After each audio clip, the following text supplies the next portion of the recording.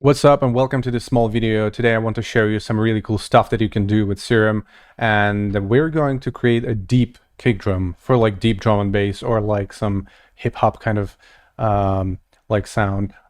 A kick that has like a lot of room, that has like a thump, and I'm going to show you how to create a rim shot to kind of counter it. So let's jump into it. Let's set the tempo to 174 and I'm just going to create a simple kick drum. Everything is similar to how I do it in other tutorials. So let's just kind of put together like a small kick drum, but we have to keep in mind that this kick drum will be created with like a lot of room. So let's not make it like really consistent in loudness. Let's just kind of make it like hit a transient, like a sweet spot, and then just kind of start decreasing volume. So adding a little bit of decay. Going a bit deeper right here, we're gonna use 2 LFOs to speed it up. So let's create that little lasery feel. Now, probably around 20 hertz, and the third one a lot faster, so we have like a proper kick feel. Now let's go 1 octave lower and try to get back to the settings of the LFO2. And set it something like this. Yeah. Now sometimes what I do is I use soft clippers so to make the kick a bit bigger. Now the kick will sound vastly different depending on where you play, but it's like a universal recipe that you can use it all the time almost. That is our little kick drum, so 0 randomness, no attack. And now basically the trick is that, you know, most people know about Valhalla DSP, those reverb plugins and delay plugins, but not everybody actually uses the best out of all of them, which is Valhalla Room. And Room is like the best reverb of every other one for drum and bass, because it gives so much to your drums, to your synths. It just makes everything sound so real. It feels like it's placed in an actual environment. So I will use Room, and here are the settings. We're gonna keep the low cut to 0, so the kick has those like dirty harmonics inside of it, and we're gonna decrease the high cut to like 100, maybe 20, like maybe 170 hertz. Now the mix, we can keep it 100 for now, so you can see what I'm doing. The pre-delay 0 and a very, very short decay, maybe like 0.15, maximum 0.2. This is kind of the sound you're getting. And now you just decrease the mix. And you got this like thumpy, big kick drum. You can make it even better if you add a little bit of saturation underneath it. I love P42, one of my favorite plugins for saturating and just colorizing my mix. So I'll just make this a bit deeper, and there is a shelf mode here. So you can actually increase the effect of the low shelf, and let's put the low shelf to like maybe 150 hertz right here, just by touching this knob here. And this is the amount of low end that we want to boost. Colorize. Ooh. Now, last thing you want to do is you want to kind of open like an EQ and just slightly cut off the low end so it sounds really clean. Ooh. Let's change to natural phase.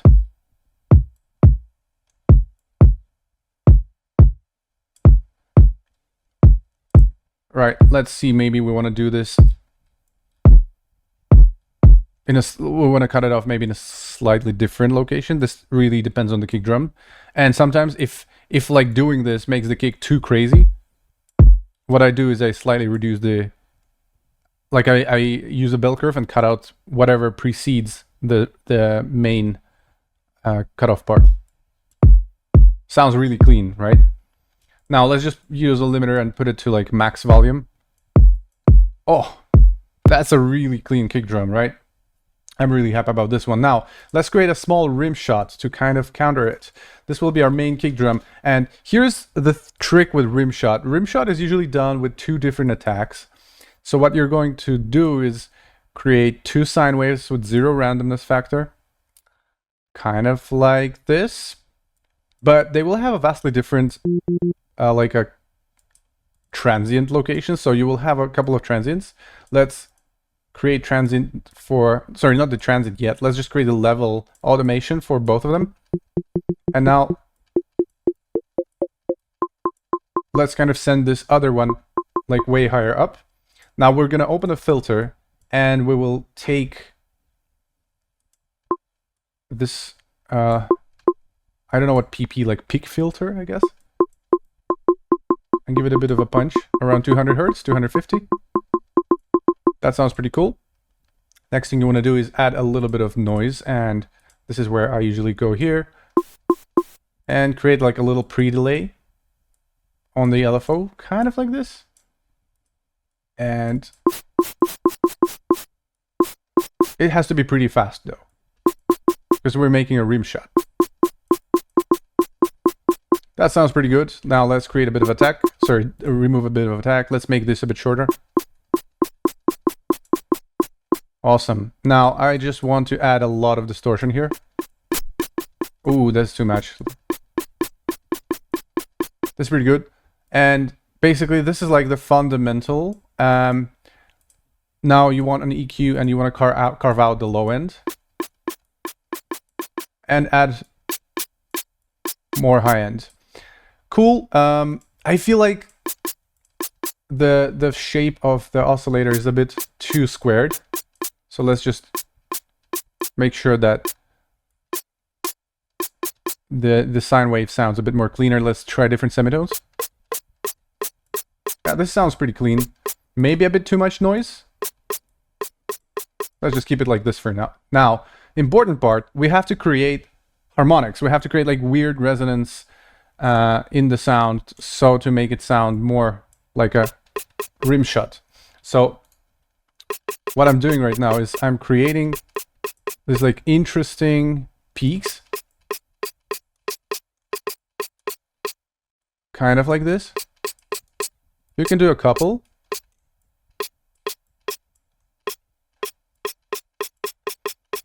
Now you absolutely have to cut out extra low end just to make sure that nothing is there.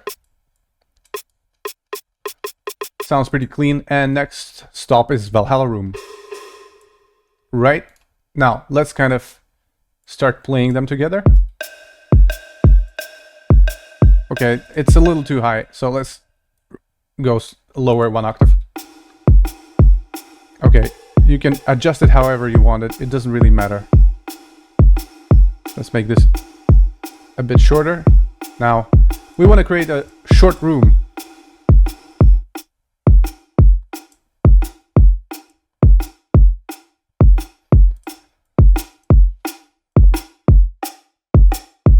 You see now, you can play with the peak and change the way that it sounds. And also, the relationship between the first attack and the second attack, it really affects the mix. So you can play around with the octave of the second oscillator.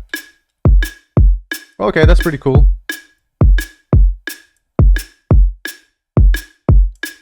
Nice.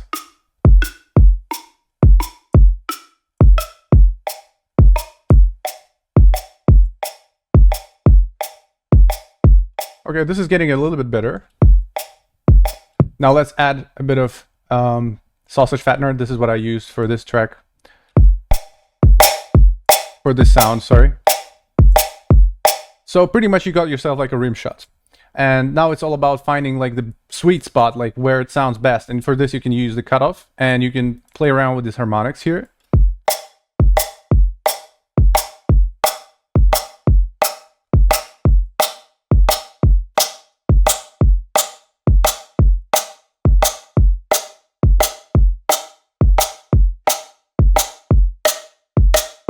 And you can change the you can change the octaves as well, and the semitones. Oh, this is nice.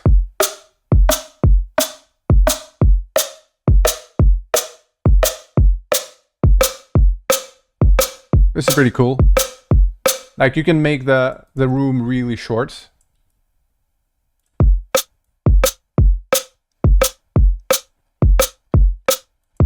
It's almost like a Rimshot, but it's like a pretty unique one. So that's kind of like something that you have to also kind of understand. Not all of your Rimshots are going to sound like this. Sorry. Or this. Some of them are going to be like more robotized. But it does sound really cool. So like, let's actually go ahead and I'll show you some really advanced trick with this one. So let's just call it like snare, because that's how drum and bass producers call everything. Rimshots, claps, everything is a snare. Now, here's the advanced trick. You can take this little Rimshot. You can create like a little copy of it, but make everything way shorter, like the attack. And the noise. Way shorter. And you can create like a groove in between every kick and snare that you have playing. Ooh, this is a little too fast. Let's speed up that.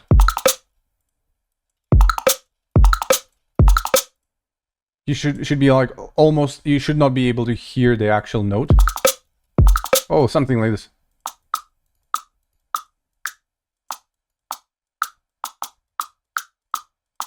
Kind of like randomly just putting the notes together. And now what you can do is you like remove every, remove the samples from where the kick drum is and the snare drum is, but leave it everywhere else, and create like a small pre-delay with attack.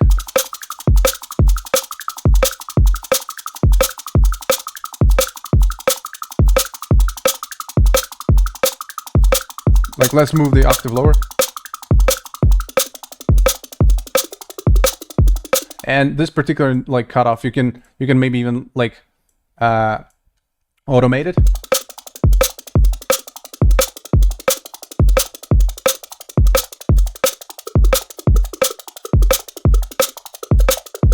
You can do the same with the filter of the white noise. And just generally make the sine wave a bit quieter, and there you go. You have like a pretty cool percussion. That's pretty cool.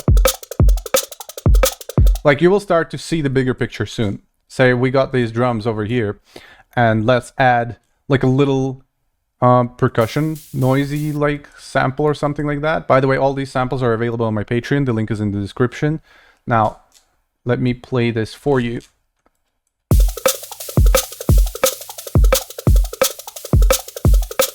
Also, bear in mind that like these are not your main snares. They're like secondary percussion samples, so we might want to put them in a separate mixer track, so they will sound vastly different, right? Because there's no like reverb, there is no like resonant peaks or anything. But this will help us to further adjust it. Let's remove the unnecessary low end. That's pretty cool. Okay, cool. It's pretty clean, very nice. Now, let's just add a bit of like quick shakers or something like that. Let me see if they got anything like that. Probably going to be in one of my older packs. Deep rollers, right? Yeah, something like this. That's pretty cool.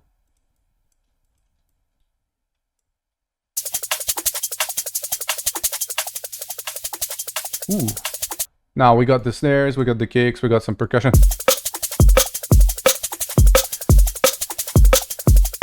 And now you can just play around like where you want your snare to be. Like, can you use it a bit higher up, because it's a Rimshot.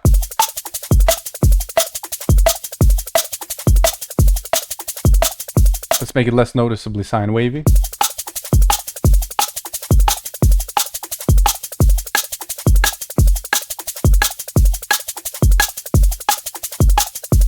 Okay. You can play around with it and it will sound slightly different every time. So that's pretty cool. Let me try changing some wavetable. Oh, I really like how this sounds. Now this is pretty cool, except like I feel like the snare is like really huge and the kick is a little bit far. It sounds a little bit quieter, so we can kind of like create the we'll make so that the kick is like hitting 0 on the limiter, but the snare will be a bit quieter. For deeper drum and bass tracks and liquid drum and bass tracks, you want like the snare to be a little bit quieter sometimes. That really works really good with the what's the purpose of the track, right? It just wants to feel deep, so you don't want the snare to be huge. Now let's kind of like just drop in a couple of really interesting bass lines and see what we can do with it. Ooh.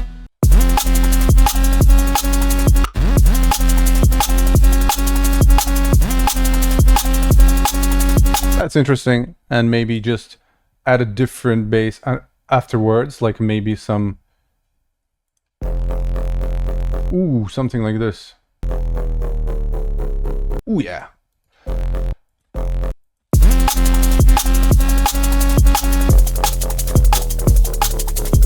So there you go, that's a very simple demo, a very simple recipe. I hope you guys enjoyed it, and if there's anything else you would like to know, let me know. And yeah, feel free to join my music school. The Discord link is in the description, and thank you for watching. Bye bye.